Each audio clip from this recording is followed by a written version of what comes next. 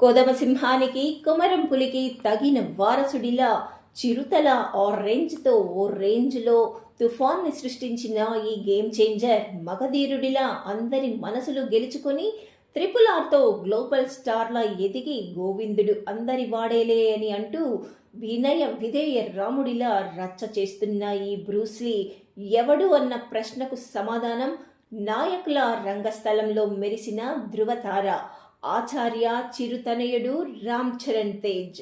Megastar Chiranjeevi Surekha గారి యువరాజు.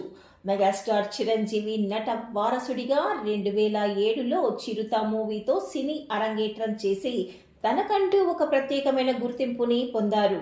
డాన్సులు, ఫైట్స్ అనే కాకుండా రంగస్థలం మూవీ ద్వారా తనలోని నటుడిని సరికొత్తగా అభిమానులకి పరిచయం చేయడమే కాకుండా అతని నటనకు ఉత్తమ నటుడిగా 2018లో సైమా అవార్డుని అందుకున్నారు రామ్ చరణ్.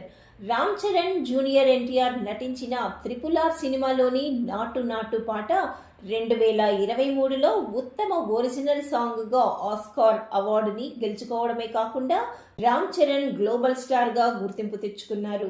2013లో జంజీర్, తెలుగులో తుఫాన్ మూవీ ద్వారా బాలీవుడ్లోనూ రంగప్రవేశం చేశారు.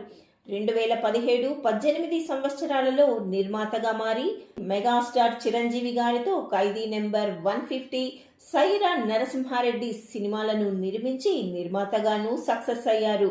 తండ్రికి తగ్గ తనయుడిలా అవసరమున్న చోట తన సేవలను అందించాడు.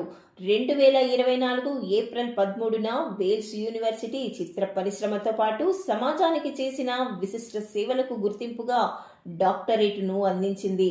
అపోలో హాస్పిటల్స్ వ్యవస్థాపకులు ప్రతాప్ రెడ్డి గారి మనమరాలు, అపోలో సంస్థల ఉపాధ్యక్షురాలు ఉపాసన గారిని ప్రేమించి పెద్దల సమక్షంలో పెళ్లి చేసుకున్నారు.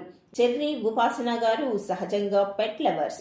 సామాజిక సేవతో పాటు మూగజీవులపైన కూడా వీరి ప్రేమను మనం చూస్తూనే ఉంటాం. వీరి జీవితంలో క్లీంకార రాకతో ఆనందం రెట్టింపైందనే చెప్పాలి.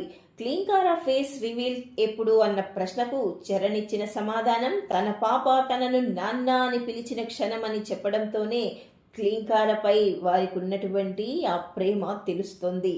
మనందరం కూడా క్లీంకార ముద్దులకే పిలుపుతూ చరణ్ రిలీజ్ చేసే వీడియో కోసం ఎదురు చూస్తూ all the best Ram Charan and wish you many more happy returns of the day. Happy birthday Cherry bye.